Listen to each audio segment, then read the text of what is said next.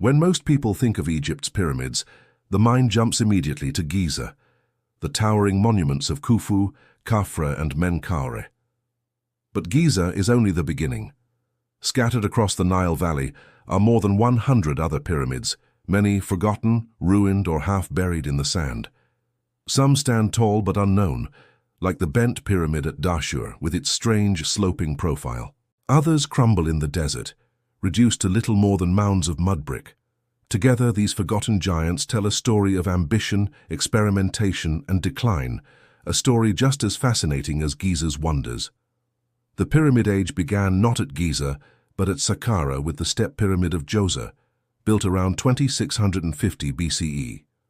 Designed by Imhotep, Djoser's architect and high priest, it was the first monumental structure in stone. From that moment, pharaohs pursued pyramids as symbols of divine power and eternal life. But the experiments that followed did not always succeed. At Maidum, for example, Sneferu's first pyramid collapsed during or shortly after construction, leaving behind a strange tower surrounded by rubble. Archaeologists debate whether this failure was due to structural flaws, a change in design, or both. Sneferu, however, was undeterred. He built 2 more pyramids at Dahshur.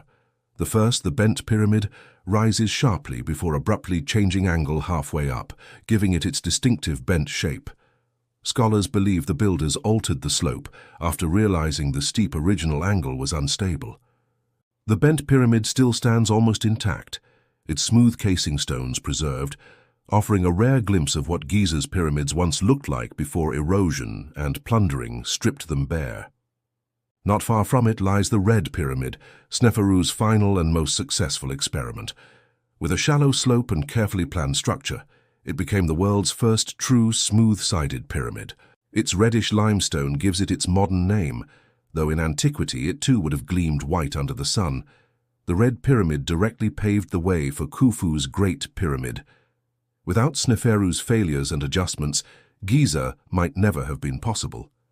Beyond Dahshur and Giza, later pharaohs continued the tradition, though often on a smaller scale.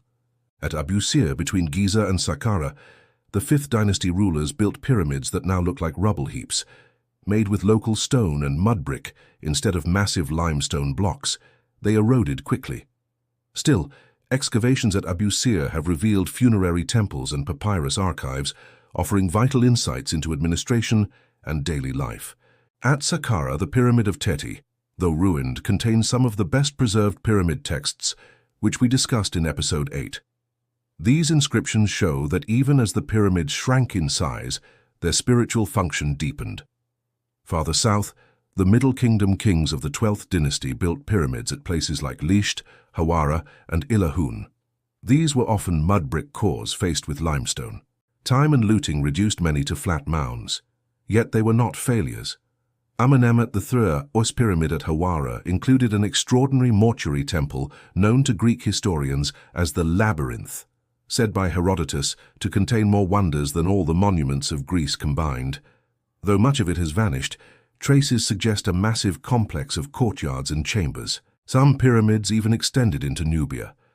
At Meroe, centuries later, the kings and queens of Kush built small, steep-sided pyramids inspired by Egypt's legacy. Today, dozens of them rise from the Sudanese desert, proof that the pyramid tradition spread beyond Egypt itself. Why are so many pyramids forgotten today? Partly because they were built with less durable materials. Khufu's blocks at Giza weighed tons and locked together tightly. Later builders often used smaller stones or mud brick, which crumbled under time and weather. Partly it was because Egypt's resources dwindled. Giza's grand scale was unsustainable, and later pharaohs chose practicality over grandeur. And partly it was deliberate. Tomb robbers and stone quarriers stripped away casing stones, leaving only ruined cores. But forgotten does not mean unimportant. These lesser-known pyramids reveal how Egyptian architecture evolved.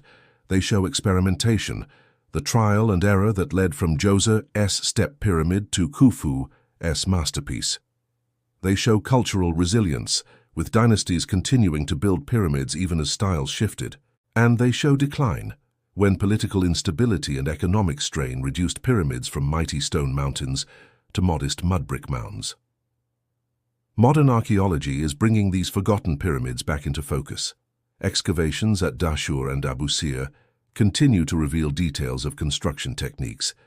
At Lisht, archaeologists uncovered evidence of quarrying and transportation methods, solving puzzles about how the ancients moved stone. At Saqqara, restorations have stabilized the crumbling pyramid of Giza, making it safe for visitors again. Each site, though overshadowed by Giza, adds to the broader tapestry of pyramid history. Even satellite imaging is playing a role.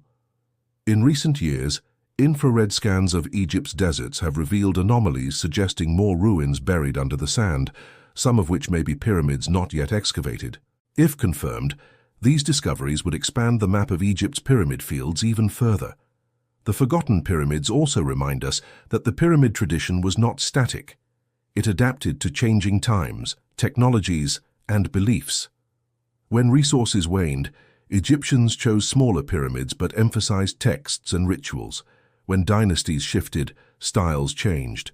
When foreign powers like the Kushites adopted the form, they made it their own. The pyramid was never just one thing. It was a flexible symbol, reshaped by each age. So next time someone says the pyramids, do not stop at Giza. Remember Meidum's collapsed tower, the bent pyramid's odd profile, the red pyramid's glowing limestone, Abusir's crumbling mounds, and Hawara's vanished labyrinth. Together, these monuments tell a story just as grand as Khufu's, a story of trial, triumph, and transformation. And just as these forgotten pyramids deserve attention, this channel does too. Think of the subscribe button as one of those hidden ruins, easy to miss, but once uncovered, it opens a whole new world. In our next episode, episode 12, we will push beyond architecture to explore one of the most enduring questions. Were the pyramids merely tombs, or did they serve a deeper, more mysterious purpose?